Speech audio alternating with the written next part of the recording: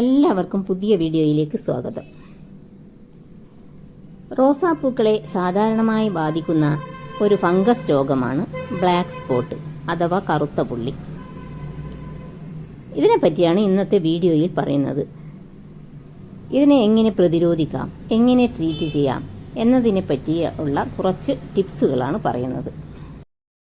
ഇലകളിൽ കറുത്ത പാടുകളായി കാണപ്പെടുന്നതാണ് ഇതിൻ്റെ പ്രാരംഭ ലക്ഷണം. പിന്നീട് ഈ പാടുകൾ വലുതാവുകയും ഇലകൾ മഞ്ഞ നിറമാവുകയും കൊഴിയുകയും ചെയ്യുന്നു. വേഗം തന്നെ നമ്മളത് ട്രീറ്റ് ചെയ്തില്ല എങ്കിൽ ഇത് മുഴുവൻ ചെടിയെ ബാധിക്കുകയും ഇലകളെല്ലാം കൊഴിഞ്ഞു പോവുകയും ചെയ്യും. നല്ല മഴയും കുളിരുമുള്ള ക്ലൈമറ്റിലാണ് ഈ രോഗം വരാൻ അധികം സാധ്യതയുള്ളത്. ഈ രോഗം ഒരു ചെടിയിൽ നിന്ന് മറ്റൊരു ചെടിയിലേക്ക് പകരാനുള്ള സാധ്യതയുണ്ട്. അതുകൊണ്ട് തന്നെ ഒരു ഇലയിൽ കറുത്ത സ്പോട്ട് കാണുന്ന സമയത്ത് തന്നെ നമ്മളത് കട്ട് ചെയ്യണം. അല്ലാത്ത പക്ഷം അത് ചെടി ഫുള്ളായി ബാധിക്കുന്നതായിരിക്കും. കറുത്ത പുള്ളിയുള്ള ഇല കട്ട് ചെയ്യുമ്പോൾ പ്രധാനമായി ശ്രദ്ധിക്കേണ്ടത് കീഴെ വീണിട്ടുള്ള ഇലകളൊക്കെ നമ്മൾ എടുത്തു കളയണം. കീഴെ വീണ് കിടക്കുന്ന ഇലകളിൽ നിന്നും ഫംഗസ് പകരാനുള്ള സാധ്യതയുണ്ട്.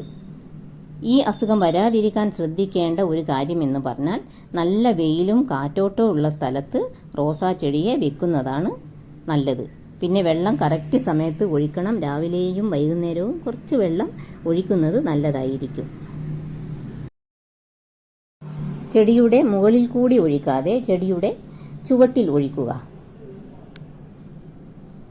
കറുത്ത പുള്ളികളുള്ള ഒരു ഇല കൂടി ആണെങ്കിലും നമ്മളത് വെക്കാൻ പാടില്ല. മസ്റ്റായി നമ്മളത് റിമൂവ് ചെയ്യണം. ഈ രോഗം വരാതിരിക്കാനും വന്നത് തടയാനുമുള്ള ഒരു സ്പ്രേ ആണ് ഇനി പറയുന്നത്. ബേക്കിംഗ് സോഡ കുറച്ച് ഒരു 2 ഗ്രാം എടുക്കുക. പിന്നെ വേപ്പെണ്ണ ഒരു 10 ml. ഇത് മിക്സ് ചെയ്യാൻ ഇത് നല്ല മിക്സാകാൻ വേണ്ടി ഒരു ഡ്രോപ്പ് ഷാമ്പു എന്നിട്ട് ഒരു 1 ലിറ്റർ വെള്ളത്തിൽ ചേർത്ത് നല്ലവണ്ണം മിക്സ് ചെയ്യണം. ബേക്കിംഗ് സോഡ അധികം എടുക്കരുത്. അധികമായാൽ ചെടി കറുത്തു പോകാൻ സാധ്യതയുണ്ട്. അതുകൊണ്ട് കുറച്ച് മാത്രം യൂസ് ചെയ്യുക.